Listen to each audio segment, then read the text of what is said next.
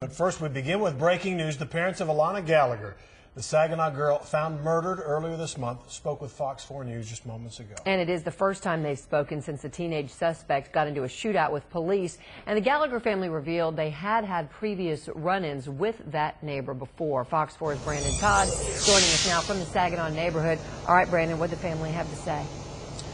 Well, you know, it's interesting to note we have a couple of times attempted to ask them some questions since that arrest yesterday, and they have declined our request until now. They all stepped out onto the porch, eager to try and let the public know some of the things that they're feeling, some of the things that they're thinking. One of the first things that Laura Gallagher, the mother of Alanna Gallagher, said to us had to do with yesterday's shooting of the officer, Officer Lodato.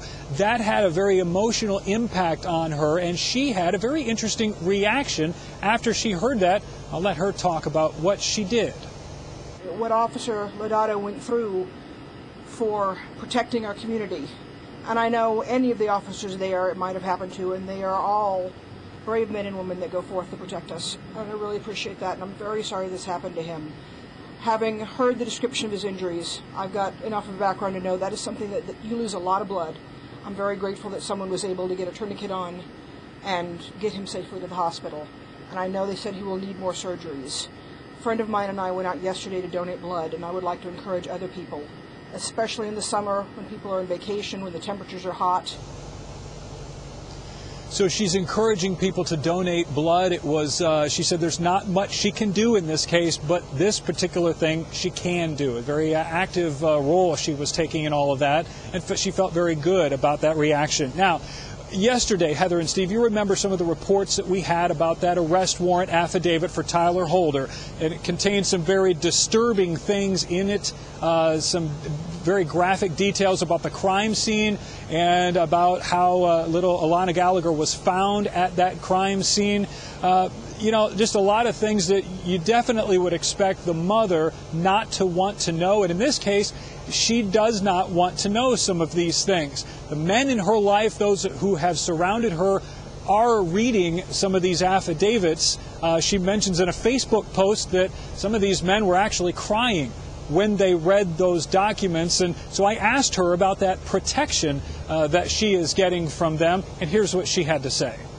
I know that there are definitely things I'm not getting to see, that I had posted with my friends that, you know, there's things the guys have seen that they don't want me to read, and that I felt bad that they're having to suffer through knowing this and I don't. And I must have had between 20 and 30 friends pile on and go, no, Laura, don't read it. It won't do you any good. And that apparently there's enough information out there that it looks like the police have done a very thorough job of finding out who did this and have the details, and that I've been told I should have no doubts, but that I should not read the specifics. And I have mixed feelings about being protected, but I've been asked to just let that cup pass you by, is the phrase a friend used.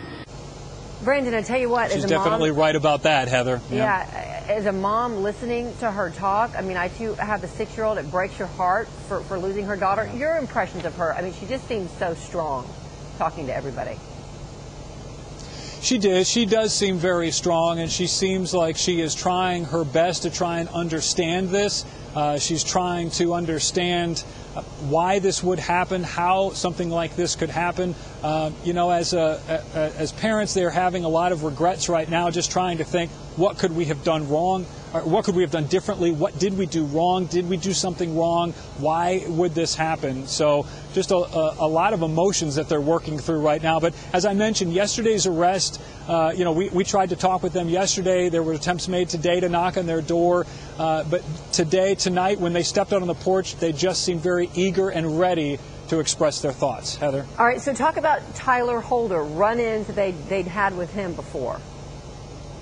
Right, and as we've been reporting, I mean, his house is right back behind me. It's 2 doors down from the Gallagher home. So we asked them tonight, had they seen him before? Did they know him? Laura Gallagher said she did not know Tyler Holder. However, Carl Gallagher said he did know him, and it was kind of a little run-in with a little criminal mischief. I'll let him talk about it here. He had come to the door to tell us that, you know, we had flat tires. Apparently the tires had been slashed. And so we reported it to the police. I noticed him continuing to hang around after that. And so I called the police officer and put him on the phone with the teen in question. And so, he apparently, it had been him. And so the Saginaw police found out that, yes, it had been him and dealt with it. And I just kind of wonder if that was an opportunity where we could have changed things so that this wouldn't have happened. All of that, and so I followed up and asked him, did he think that Tyler Holder maybe was trying to get revenge on them or get back at them for calling police? He said he had no idea. Heather? All right, Brandon, well, we're going to keep obviously following this story.